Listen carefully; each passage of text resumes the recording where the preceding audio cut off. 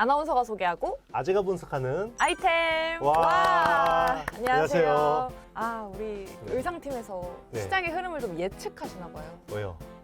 공교롭게 시장이 밀리고 있는데 이 파랑파랑한 의상이 아. 딱 걸려 있더라고요. 안 입으려고 했는데 어쩔 수가 없어. 아 근데 그 빨간 옷도 잘 어울리는데 네. 파란 옷도 잘 어울려요. 네.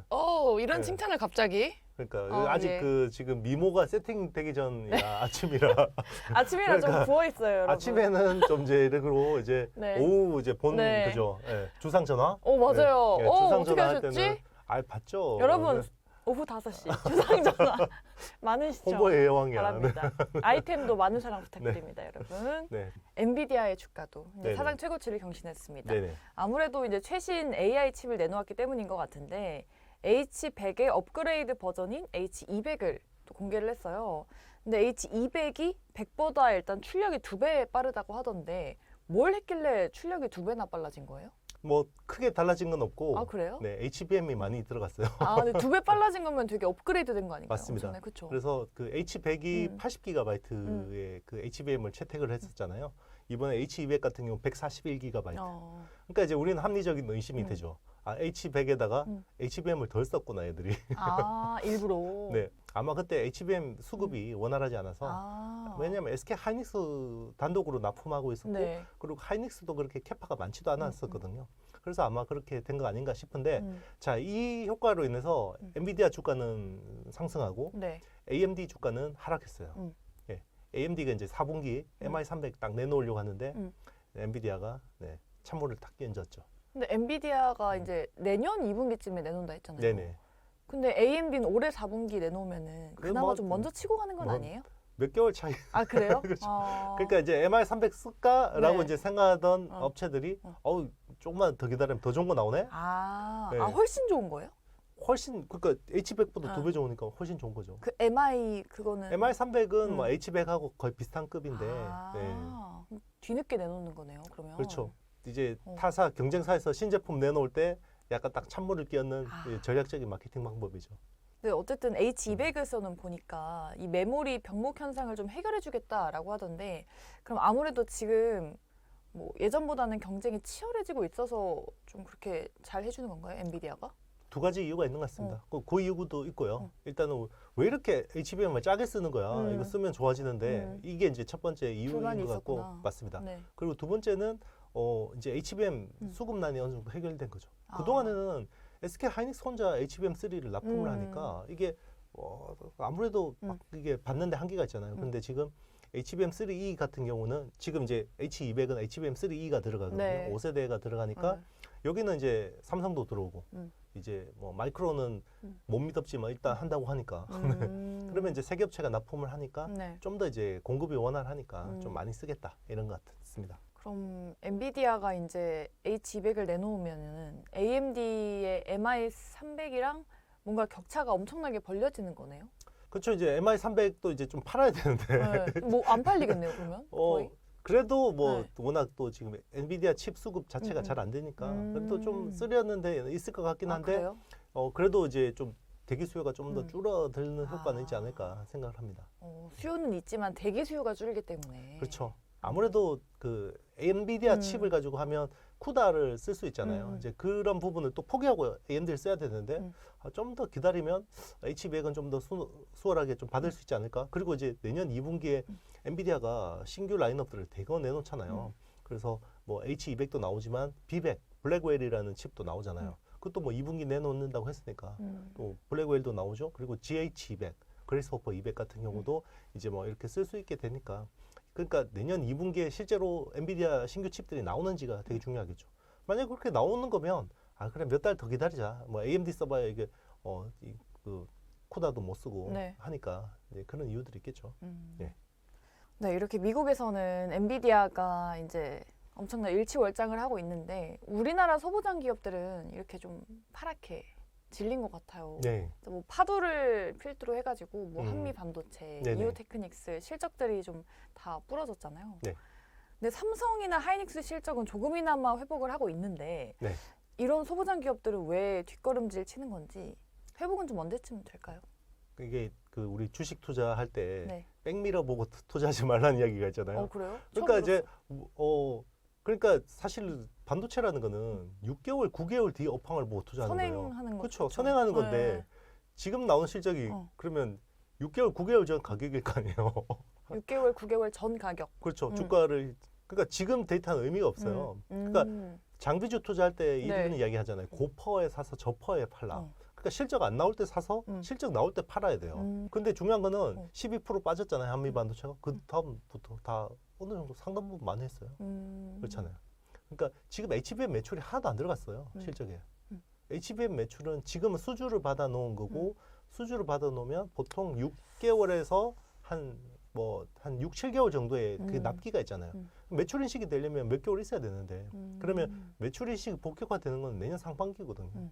근데 왜 지금 실적 안 나오냐고 화를 내는 거는 무슨 아무 의미가 없는 거예요. 그러니까요. 그래가지고 한미반도체 뭐 네. 임원진도 네. 주식을 뭐 샀다고 지분 투자를 네네. 뭐 매입했다고 그렇죠. 하더라고요. 네. 한미 반도체뿐만 아니라 네. 다른 그 주식도 마찬가지예요.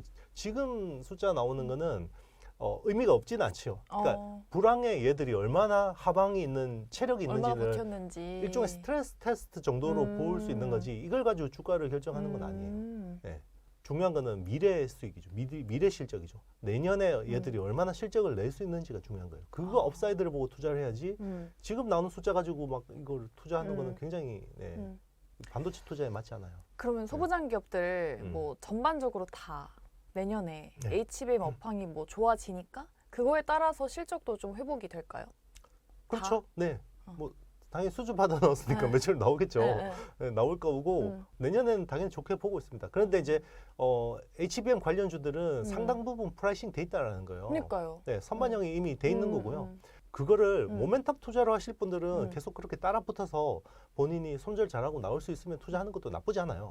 그것도 하나의 투자 방법이거든요. 네. 그런데 이제 그렇게 막 손이 빠르지 못하고 뭔가 손절 잘 못하고 이런 분들은 오히려 지금 싸져 있는 전공정주 관련 그런 쪽에 오히려 좀 밸류에이션이 매력도가 있으니까 그런 업체들 보는 것도 방법이죠. 그래서 제가 솔브레인하고 동진 세미캠 뭐 이런 회사들 계속 이제 말씀을 드린 거죠. 투자 성향에 따라서 뭐 전공정을 투자하든 HBM을 투자하든 이렇게 하라고 했잖아요. 그럼 뭐 SK 하이닉스나 삼성전자에 대해서는 좀 어떻게 보시는지. 최근에 삼성도 7만 전자 회복을 했고 하이닉스도 지금 완전 오랜만에 신고가 영역에 왔잖아요. 근데 뭐 아무래도 과열권에 있는 느낌이 없지 않아 있긴 한데 이런 대형주에 대한 투자 매력도 어떻게 보세요? 똑같아요. 지금 모멘텀으로 보시면 하이닉스를 보는 게 맞고요. 실제로 여의도의 이제 펀드 매니저들은 대부분 하이닉스를 롱으로 보고 삼성전자를 숏으로 잡는 경우가 많습니다. 그러니까 롱숏 펀드 같은 경우는. 네. 그런데 이제 오히려 업사이드로 보면 이제 더 이상 나빠질 게 있을까 삼성한테 라고 해서 오히려 반대로 역발상으로 보는 것도 괜찮을 것 같고요. 이게 팽팽한 것 같습니다. 그것도 투자 성향에 따라 다르죠. 성향입니다. 네. 그래서 일단 본인은 손절 잘 못하고 하지만 인내할 수 있다는 그런 분들은 삼성전자가 좋은 네. 대안이 될 수 있을 거고 나는 그래 달리는 말에 올라탈 수 있어. 네. 내가 잘못하다가 발목이 부러질 생각은 하고 너무 무서워. 너무 무서워. 그렇잖아요. 뭐 손절한다라는 게 그런 거잖아요. 발목이 부러질 정도. 너무 무서워. 달리는 말에 올라타는데 비중이 몇 그러면 퍼센트를 지르셨길래 발목이 부러지나요? 안전하게 그럼 달리는 말에 타나요? 네. 그쵸. 네. 주식이란 뭐 주식이라는 게 항상- 하이리스크 하이리턴이에요. 그쵸. 그러니까 네. 아니, 나는 본전도 유지하면서 높은 네. 수익 주세요. 이런 사람은 없어. 네, 그런 거는 없어요. 욕심쟁이야 세상에. 그거는. 맞습니다. 네. 맞아요. 어쨌든 투자 성향에 따라 다르다. 네네. 이것도 참고하시면 좋을 것 같습니다. 일단 삼성의 얘기를 또 해볼 텐데 엑시노스 시리즈에 3D 칩렛을 적용하는 방안을 검토 중이다라는 기사를 봤어요. 근데 아무래도 삼성은 엑시노스의 반등이 좀 절실한 상황이죠. 그렇죠. 아마 이번에 엑시노스 2400에는 좀 힘들 것 같고요. 그런데 이제 어드밴스드 패키징 기술이 적용되긴 네. 합니다. 그거는 이제 팬아웃 WLP라는 기술이고요. 팬아웃 웨이퍼 레벨 패키징이라는 기술이 적용될 것 같고 아마 그 후속 칩들은 3D 패키징 구조를 채택할 가능성이 높아요. 그거는 온 디바이스 AI 때문에. 이제는 디바이스에서 AI를 지원해야 되는데 이제 그런 게 가장 좋은 구조가 3D 구조거든요. 왜냐하면 경박 단소화죠. 네. 그러니까 프로세서 위에다가 이제 메모리를 올리는 거예요. 네. 뭐 지금 그걸 이제 삼성은 세인트라는 시리즈로 내놨는데 삼성 인터커넥트 테크놀로지라고 해서 세인트라고 하는데 지금 이제 개발된 거는 SRAM을 위에다가 이제 올리는 거는 네. 개발이 됐어요. 근데 이제 내년에는 거기다가 이제 DRAM을 올리거나 아니면 AP를 그냥 메모리 아래 위쪽에 네. 배치하게 하는 세인트 L 그 음. 세 가지 기술 라인업을 공개를 했거든요. 그러니까 그런 것들을 하는 이유가 결국 AI예요. 그러니까 온 디바이스 AI의 가장 뭐 좋은 솔루션인 거죠. 어쨌든 AI 반도체 때문에 네. 3D 패키징 수요도 같이 증가를 한 거잖아요. 그렇죠. 그러면 네. 기존에 우리 어드밴스드 패키징의 중요한 수요처가 서버 칩이었잖아요. 네. 2.5D 구조. 음. 우리 항상 이야기하는 뭐 GPU가 있고 HBM 아파트가 있는데 음. 지하로 연결되는 그러니까 여의도 IFC 몰 같은 아. 그런 구조인데 주상복합 구조죠. 어. 그런 걸 썼는데 이제는 3D로 쌌잖아요. 그럼 똑같아요. TSV로 구멍을 뚫고 칩 투 칩 커뮤니케이션을 하게 하는 거죠. 그러니까 TSV로 구멍을 뚫고 고리를 채우고 또 본딩으로 붙여야 되죠. 그러면 결국 또 어드밴스드 패키징 관련 기업들이 수혜를 볼 수밖에 없어요. 네. 그러면은 온디바이스 AI 쪽에서 3D 패키징으로 뭔가 삼성이 선수를 쳤다고 볼 수 있어요. 그렇죠. 왜냐하면 삼성이 3D 패키징을 할 수 있는 이유는 SK 하이닉스는 메모리 회사잖아요. 그렇죠. 그러니까 HBM 쪽밖에 네. 못 하는데 삼성은 프로세서하고 메모리를 같이 이렇게 조립할 수 있죠. 그런 것들로 이제 좀 치고 나가겠다라는 거고 사실 이제 그런 쪽은 어드밴스드 패키징은 TSMC가 너무 잘하잖아요. 네. 근데 이제 삼성은 서버 칩 쪽 2.5D 구조에서 이제 코어스라는 칩온 웨이폰 서브스트레이트라는 구조에서는 좀 밀리지만 모바일 쪽에는 그래도 삼성도 나름 레퍼런스가 있고 그리고 이제 TSMC하고 선단 공정 기술 격차도 2년에서 1년으로 줄였고 이제 이런 부분들을 좀 이제 잘 활용하겠다. 그리고 최근에 이제 칩 설계 쪽에 이제 거장인 짐 켈러하고도 협력을 네. 하고 있고 그리고 짐 켈러 아저씨가 그런 구조는 또 기깔나게 잘하거든요. 그래요. 네, 근데 어쨌든 TSMC가 지금 삼성보다 앞서 있잖아요. 그렇죠. 근데 이 3D 패키징 기술을 공개했을 때 뭔가 삼성이 끼어들 수 있는지. 그러니까 TSMC가 지금 뭐 애플이랑 엔비디아의 거의 독점이잖아요. 네네. 그런 부분에 있어서 경쟁력이 좀 있을까요, 삼성이?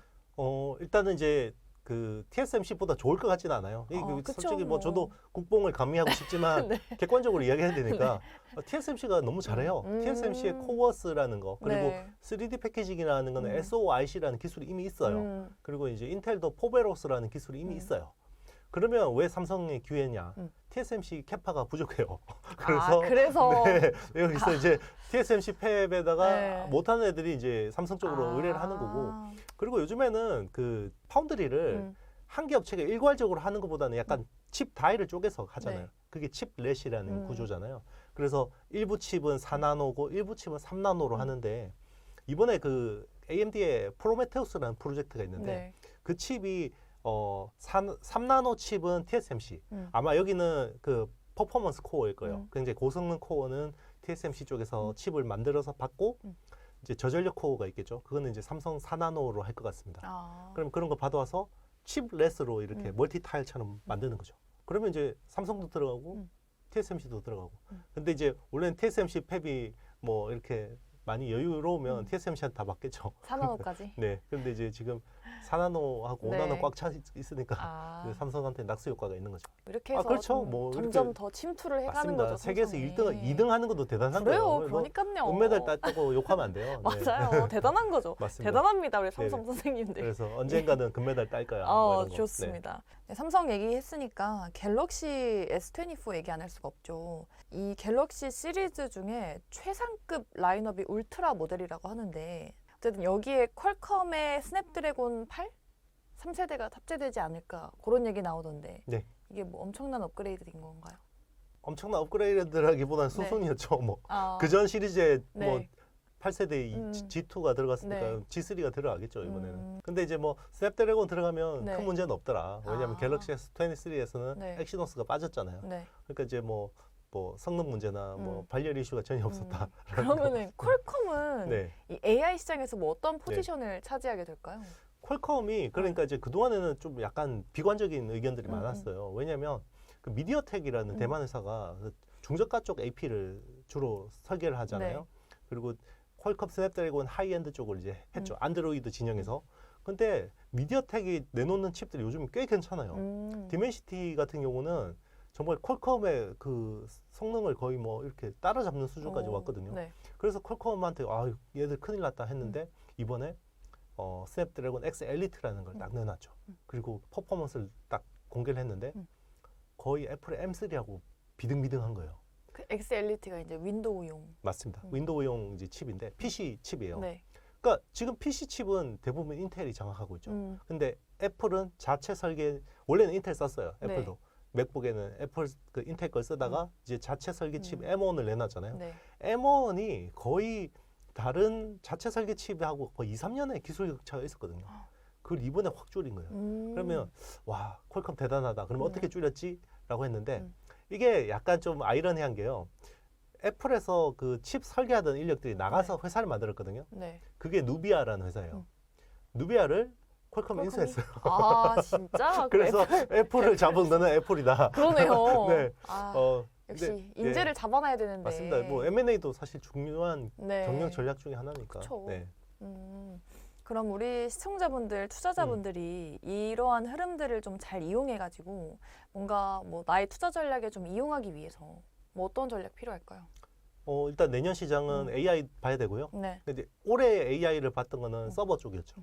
내년은 온 디바이스 AI를 봐야 돼요. 그래서 아마 내년에는 온 디바이스 AI 관련주 중에서 꽤 시세 나는 업체가 나올 겁니다. 그래서 내년에는 온 디바이스 AI가 되게 중요해요. 네. 그래서 온 디바이스 AI 중에서 뭔가 주도주가 될 만한 기업들을 찾는 게 중요해요.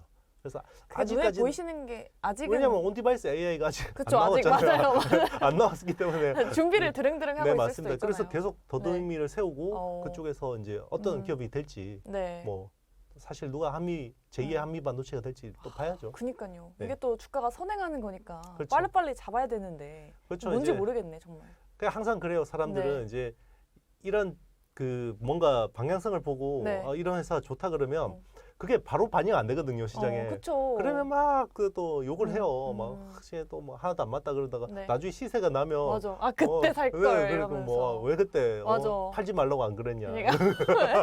그 너무 네. 예. 그런 사람이 되면 안 됩니다. 네, 좋습니다. 우리 아이템 대표님의 네. 말을 좀 잘 참고하시면서 현명한 투자 판단 해보셨으면 좋겠습니다. 오늘 정말 알찬 내용들 많이 알려드렸어요. 또 저희가 다음 주에도 알찬 내용들 들고 찾아올 테니까요. 여러분 또 많은 시청 부탁드리도록 하겠습니다. 저희 아이템과 또 함께 해보고 싶으신 분들은요. 좋아요, 구독, 알림 설정, 댓글까지 많이 부탁드립니다. 여러분 안녕.